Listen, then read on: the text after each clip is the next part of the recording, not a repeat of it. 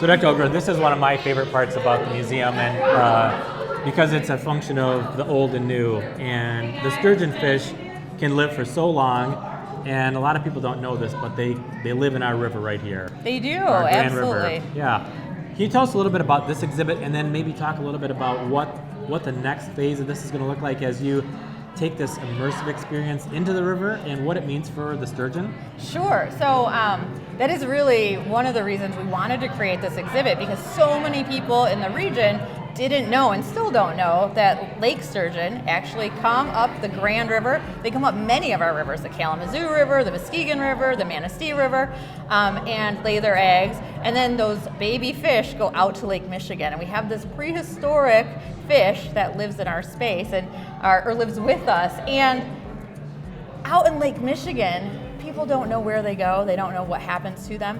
And they really don't know that much about them in our river systems either. So we wanted to talk a little bit about lake sturgeon, their life history, why they're a threatened species today, so what's changed in our habitat, in our river systems, and then what groups are doing to really help recover and improve that species. And so this really was our effort to do some public education, to share with the community science and current science that's happening. So there's quite a bit of research into lake sturgeon in the Grand River happening today. So we have a team that goes out every fall and looks for juvenile fish. We partner with other community organizations, with the U.S. Fish and Wildlife Service, the Michigan DNR, and the Gun Lake Tribe also is doing work on lake sturgeon. And so there's a lot of groups that are doing research to try to help this species and understand more about it.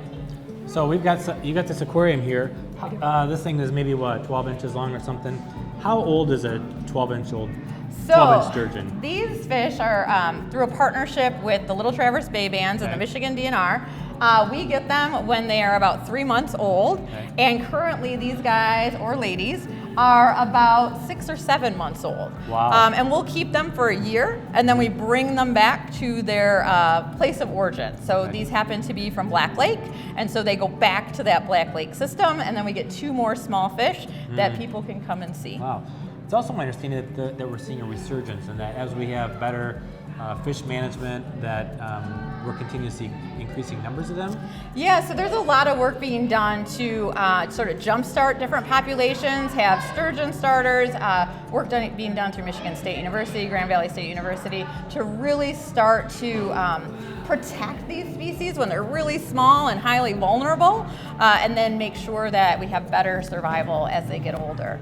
I know you're doing some really creative things actually in the river to create some areas that are going to be like safe haven places for them to nest or to rest, or talk a little bit about that. So for us, the museum won't be doing work in the river. We're doing work on the banks, and so we'll be able to do lots of education about that, but those banks are going to be improved in that they won't be just riprap, they won't be seawalls, they're going to be terraced areas with native species that provide, or native plant species that provide cover. So it's a much better riparian or bank for species in general.